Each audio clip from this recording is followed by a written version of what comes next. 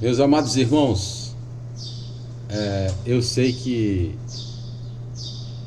eu não sou nenhum mestre, nenhum doutor, nem nada assim do tipo. Sou apenas um simples evangelista, um simples professor. E eu não tenho pretensão de saber tudo. Aliás, eu sei tão pouco que me vejo obrigado a ler todos os dias, mas a cada dia que eu leio, mais eu me entristeço, porque eu sei as minhas limitações e lacunas que ficaram ao longo da vida, de coisas que eu deixei de estudar, e aí para recuperar agora eu não tenho mais tempo. Mas eu gostaria de, com toda modéstia, não é ensinar, não é bem ensinar, apesar de que não há quem saiba tão pouco que não possa ensinar, e não há quem saiba tão muito que não precisa aprender. Mas eu quero mostrar aqui uma situação. Eu vou pregar um sermão aqui que é muito comum, esse sermão, principalmente nas igrejas pentecostais. Esses dias mesmo eu participei de um culto que o tema era baseado em 2 Reis, do capítulo 4, e eles extraíram o seguinte tema: e o azeite não faltará. E depois eu fiquei me perguntando como foi que eles conseguiram extrair esse tema desse texto. Mas eu vou mostrar para vocês como se faz uma pregação num texto narrativo, numa história, numa coisa que aconteceu literalmente, que não tem nada de significado nenhum aqui, a não ser o que o próprio texto diz. Sabe, é aquela coisa, não precisa você ficar inventando isso significa isso, que é o que muitos fazem hoje, dizendo que o azeite significa isso, a botija significa aquilo, a viúva significa isso, e daí por diante. Acabam matando o texto, espiritualizando o texto antes de explicar o sentido literal do texto. Antes de explicar o que realmente o texto está dizendo, a pessoa já entra logo com uma pré-visão, com um pré-entendimento que ele tem, e acaba destruindo o texto. E dessa forma, por mais barulho que se faça, o Espírito Santo não pode autenticar. Nós não podemos ter o privilégio de a mão do Senhor ser sobre nós quando nós pregamos dessa maneira, de forma alegórica. Queremos alegorizar tudo, dar sentido a tudo, dar sentido que a Bíblia não dá. Então, quando você diz que essa coisa significa isso, aquela coisa significa aquilo, que a Bíblia não está dizendo, o próprio autor não explica o significado daquela coisa, mesmo sendo uma passagem alegórica, mesmo sendo uma parábola, quando o escritor não explica, como Jesus explicou a parábola do semeador, dando significado a cada termo que ele usou lá, a cada acontecimento, então a gente acaba se tornando um falso profeta, fazendo muito barulho e enganando o povo. E eu sei que não é por maldade, é por ignorância, porque nós estamos fazendo isso há séculos, vamos dizer assim. Pelo menos a minha igreja faz isso há 100 anos, entendeu? Então é difícil você botar na cabeça das pessoas que não se deve fazer isso. Mas vamos ler o texto aqui para me explicar melhor. E uma mulher das mulheres dos filhos dos profetas clamou a Eliseu, dizendo: meu marido, teu servo, morreu, e tu sabes que o teu servo temia ao Senhor. E veio o credor para levar os meus 2 filhos para serem servos. E Eliseu lhe disse: que te hei de fazer? Dize-me o que é que tens em casa. E ela disse: tua serva não tem nada em casa, senão uma botija de azeite. Então disse ele: vai, pede emprestadas de todos os teus vizinhos vasilhas vazias, não poucas. Então entra e fecha a porta sobre ti e sobre teus filhos, e deita o azeite em todas aquelas vasilhas, e põe à parte a que estiver cheia. Partiu, pois, dele e fechou a porta sobre si e sobre os seus filhos, e eles lhe traziam as vasilhas, e ela as enchia.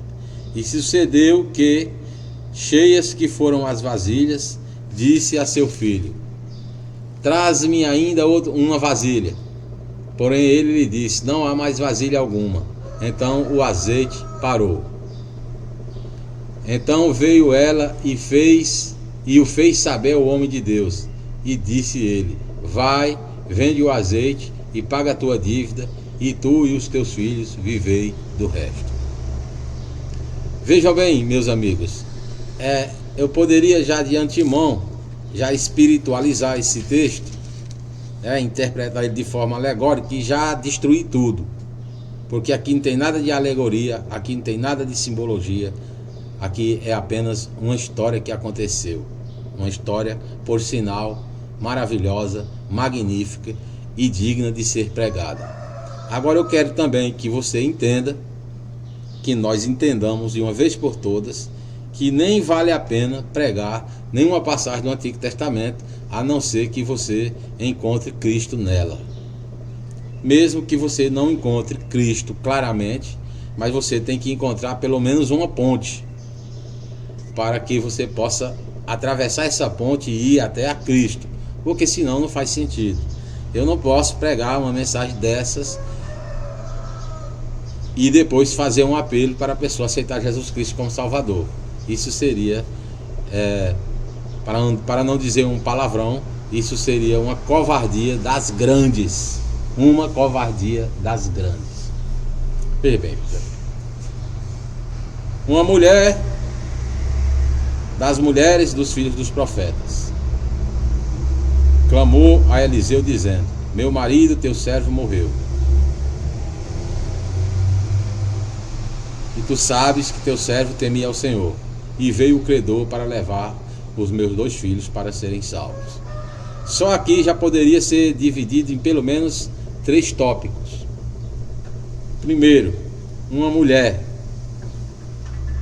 viúva, necessitada, em desespero, com uma dívida. Segundo, um marido que morreu e deixou uma dívida. A mulher não tinha amparo nenhum. Ela tinha um amparo conforme a lei, mas nem todo mundo obedece à lei. A lei que Deus dizia que era para recolher o dízimo e ajudar as viúvas, ajudar os pobres e ajudar os necessitados, de ano em ano. E aos levitas. Isso está lá em Deuteronômio. Pode ler lá, ver Deuteronômio lá, leia e veja. Segundo, ela tinha certeza que o marido dela era um servo de Deus e que ele realmente tinha temor do Senhor. Olha só, o legado que ele deixou mesmo depois de morto. Quarto, o credor estava prestes a vir buscar os filhos dela para serem escravos, porque também está na lei. Quando a pessoa não podia pagar a dívida, o credor poderia pegar os filhos como escravos até certo tempo. Porque tinha um tempo lá que eles seriam libertados, aí você tem também que estudar. Mas eu não estou me aprofundando no texto. Tinha o ano, o ano aceitável do Senhor, vamos dizer assim, um ano em que o jubileu, que os escravos eram libertos depois de determinado tempo. E mesmo em tempo de calamidade, de fome, de seca, essa lei ela era dispensada, não poderia ser obedecida, justamente por causa da calamidade. Uma exceção era feita. Bom, segundo, ainda faltou coisa aqui, que ela procurou o profeta. O profeta era um representante de Deus. Ela não foi procurar idolatria, ela não foi procurar cartomantes, ela não foi procurar adivinhos, ela não foi procurar pessoas que não podiam lhe ajudar. Ela foi procurar exatamente uma pessoa que tinha a responsabilidade de ajudar todas as pessoas. Isso já seria um tópico subdividido em vários tópicos. Vamos dizer assim, tópico 2. Eliseu lhe disse: que hei de fazer? Isso aí já dá o que falar. Primeiro, aprendemos que um profeta de Deus, ele não atende somente os reis, ele não atende somente os generais, ele não atende somente os ricos, ele não atende somente os soldados, ele também atende as pessoas humildes, as viúvas, necessitadas e em desespero. Isso diz alguma coisa para nós hoje? Será que os pastores também não deveriam atender também as viúvas em suas necessidades? Não é isso que a Bíblia ensina? Depois ele fez uma pergunta, porque nem ele próprio sabia o que fazer no momento. Mas ele teve essa estratégia. Aí ele disse: o que é que você tem em casa?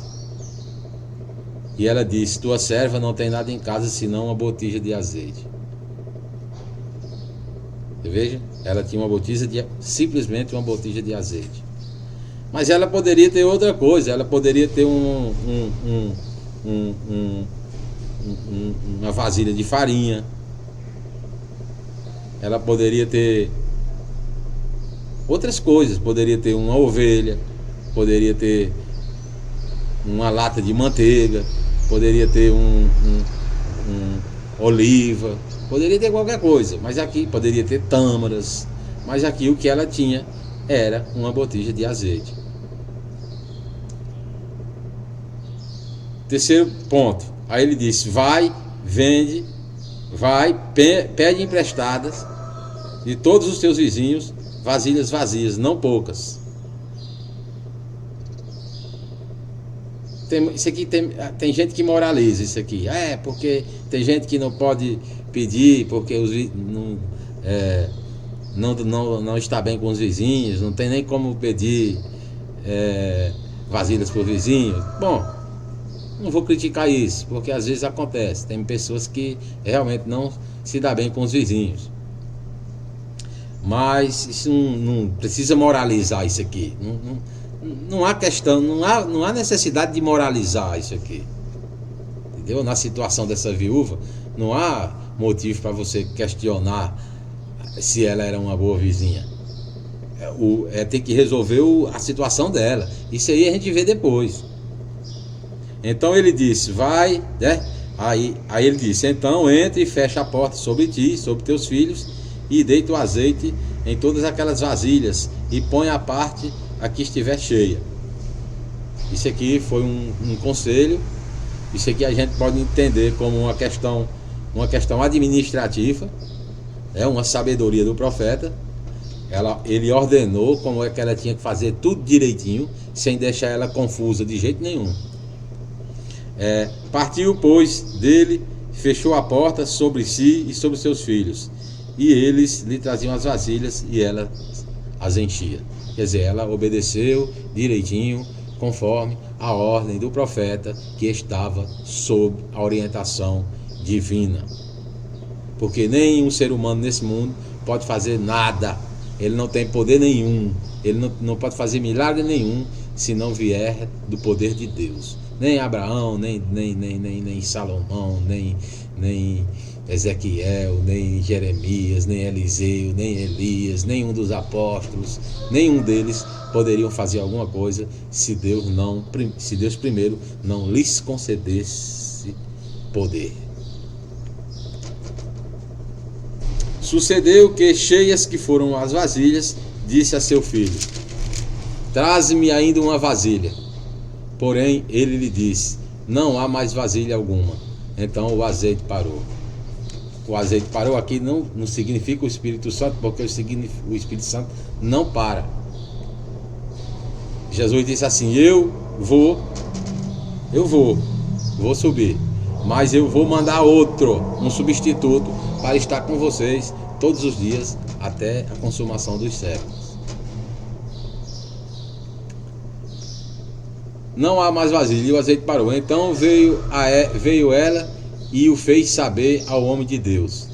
E disse ele: vai, vende o azeite e paga a tua dívida, e tu e os teus filhos vivei do resto. Ora, como é que isso aqui pode ser aplicado ao Espírito Santo? Como é que a pessoa pega o Espírito Santo, enche umas vasilhas do Espírito Santo, depois vai vender o Espírito Santo, e depois vai viver do resto que sobrou do Espírito Santo? Isso aqui eu passei por cima, mas dá para fazer um sermão tremendo, como diz os pentecostais, daquele de arrancar faísca. Mas e aí, como é que nós vamos fazer a transposição desse sermão para o Antigo Testamento? Ou nós vamos ficar só com o negócio de azeite e vaso? Se não tiver vaso, o azeite cessa. Se cessar é porque não tinha vaso, e não sei o que, e o vaso. E é claro que aqui esse azeite aqui não está falando do Espírito Santo. Então, por favor, não diga aquilo que a Bíblia não diz. Se a Bíblia não está dizendo aqui, se o escritor não disse aqui que esse azeite simboliza o Espírito Santo, então ele não simboliza o Espírito Santo, ele simboliza simplesmente azeite. Assim como aquelas moedas que o viajante deu na estalagem para o rapaz lá cuidar do ferido que ele socorreu no caminho. Aquelas duas moedas, uns dizem que significa o Pai e o Espírito Santo, uns dizem que significa o Antigo e o Novo Testamento, uns dizem que significam a volta de 2 anos para a volta de Cristo, e cada um diz o que quer. Quando você interpreta a Bíblia do jeito que quer, você pode dizer o que você quiser, só que você está sendo um falso profeta, porque a Bíblia não diz. Aqui botija significa botija. Aqui azeite significa azeite. Agora, o que importa nesse texto, a centralidade, a essência desse texto, é que qualquer pessoa que tiver um problema insolúvel, que ele não possa solucionar, ele pode buscar a Deus, ao Senhor, e clamar por socorro, que Deus garante o amparo. Deus garante o socorro. Eu sou testemunha. Não faça que nem os falsos pregadores que enganam o povo dizendo o milagre depende do que você tem em casa. Mentira! Mentira! Mentira! O milagre não depende do que eu tenho em casa. E se eu estiver no deserto? E se eu estiver numa floresta? E se eu estiver perdido, boiando numa boia, segurado numa madeira, em alto mar? O que é que eu tenho? Eu não tenho nada. Então Deus não vai fazer milagre? Se os milagres de Deus fossem depender do que a gente tem, então certamente nós nunca teríamos recebido nenhum milagre. Então a ideia aqui é que Deus não desampara o aflito. Deus socorre a viúva. Deus tem uma causa especial com a viúva, com os órfãos, com os necessitados, com os estrangeiros. Deus toma as dores. Eu não vou ficar citando versículo, porque você tem que ler a Bíblia.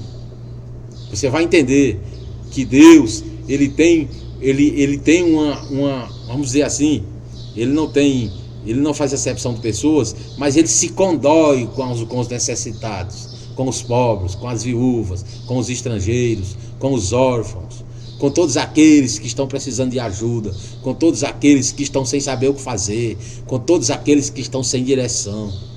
Não precisa azeitar tudo aqui. Não precisa querer vender o Espírito Santo e viver com o resto que sobrou do Espírito Santo. Quando nós transportamos isto para o Novo Testamento, nós encontramos Jesus Cristo, o Filho de Deus, multiplicando pães, multiplicando peixes, transformando 5 peixes e 2 pães. Aliás, 2 pães e 5 peixes. Eu me esqueci agora, mais ou menos por aí. Se eu não me engano, 2 peixes e 5 pães de cevada. E alimentando mais de 5.000 pessoas. 5.000 pessoas só de homens, fora mulheres e crianças. Quando você olha as maravilhas que Jesus faz no Antigo Testamento, você não precisa ficar aqui em Eliseu. Você não precisa ficar aqui espiritualizando, alegorizando, matando o texto. Corra para o Novo Testamento e apresente Cristo às pessoas. Diga que assim como Deus socorreu essa viúva que estava aflita, que estava endividada, que estava em desespero, que estava prestes a perder seus 2 filhos. Explique, baseado no Antigo Testamento, qual era a situação da viúva naquela época, que não tinha amparo de ninguém, a não ser dos filhos, a não ser dos que estivessem dispostos a cumprir a lei de Deus, que estivesse um coração quebrantado, que estivesse um coração afinado com o coração de Deus, cheio de compaixão e de misericórdia. Leve para o Novo Testamento e apresente Cristo. Diga que Cristo, ele se condói com as nossas necessidades. Diga que Cristo, ele se dói, ele se enche de compaixão quando nós estamos aflitos, quando nós perdemos a direção, quando nós caímos, quando nós pecamos, quando nós desanimamos, quando nós fraquejamos, quando nós estamos flutuando no meio do mar, segurado num pedaço de alguma coisa que sobrou da embarcação. Diga que Cristo é o mesmo. Esse Deus que operou aqui na vida de Eliseu, na vida dessa viúva, é o mesmo. Cristo é Deus. Cristo, ele disse para Filipe: quem vê a mim, vê o Pai que me enviou. Mostre que Cristo soluciona também nossos problemas, por mais grandes que eles sejam, porque nada é impossível para Cristo. Aí apresente Cristo, porque é Cristo o nosso pão, é Cristo o nosso alimento, é Cristo o centro da nossa pregação, é Cristo é o centro do nosso congregar, Cristo é o centro dos nossos louvores, é o centro da nossa adoração. Não adianta você ficar aqui, Eliseu, Eliseu, Eliseu, botija, botija, botija, azeite, azeite, azeite, Espírito Santo, Espírito Santo, Espírito Santo, causar aquele fogo de palha, aquele fogo de palha seca, e depois perguntar se alguém quer aceitar Jesus, uma vez que você nem apresentou Jesus Cristo. Então procure sempre, quando você for pregar no Antigo Testamento, mesmo que Cristo não esteja claramente no texto, mas procure construir uma ponte, fazer uma transição para que você apresente Cristo, porque sem Cristo, um sermão no Antigo Testamento sem Cristo é um sermão próprio para judeus, é um sermão próprio para o judaísmo, é um sermão próprio para uma sinagoga, e não um sermão para uma igreja cristã que foi comprada, lavada e remida pelo sangue de Jesus Cristo. Então, meu amigo, você que é crente, entenda isso. Leia o Antigo Testamento, ele é importante. Pregue sobre o Antigo Testamento. A Bíblia quatro partes, 3/4 da Bíblia é o Antigo Testamento. Então pregue o Antigo Testamento, pregue, porque ele é assombrosamente maravilhoso. Ele é lindo, é extraordinário. O Antigo Testamento é a base de tudo. É a base que Cristo usou para ensinar, que os apóstolos usaram para ensinar até surgir o Novo Testamento. Mas nunca se esqueça de fazer essa ponte e mostrar que Cristo é a solução, que Cristo é o Salvador, que Cristo é o Redentor, que Ele veio nos libertar do pecado, que ele veio nos libertar do domínio do pecado, do domínio da morte, do domínio de Satanás e da escravidão da lei. Pregue isso. Aí sim você pode perguntar quem quer aceitar Jesus Cristo como o único e suficiente Salvador. Mas se você ficar só lá no Antigo Testamento e oferecer Jesus Cristo, eu sinto muito lhe dizer, mas você é um neófito, é um inexperiente, está lhe faltando conhecimento. Não vou chamar você de estúpido, porque eu também já fiz isso. Não vou chamar você de burro, porque eu também já fiz isso. Não, você não é burro e você não é estúpido. Você apenas ainda não entendeu isso.